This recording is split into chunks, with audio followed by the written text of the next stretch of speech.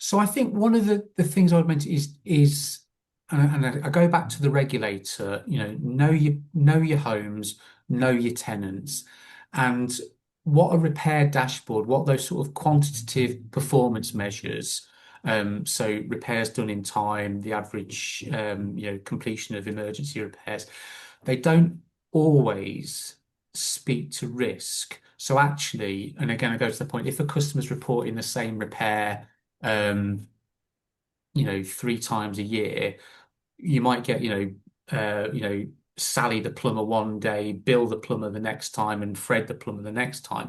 Is actually no one, there's not that sort of joining up, that linkage between repairs and risks, which I think is something that, the system does quite well. And again, as I talk about sort of the damp and mold module, it picks up sort of the nuances in the notepad. So actually, if it says, property look cold or something like that, it generates that flag for us. So what I'd say is the data, and it goes back to, we're data rich but information poor. The data might already exist, but it's all over the place. It's fragmented. It's not necessarily structured.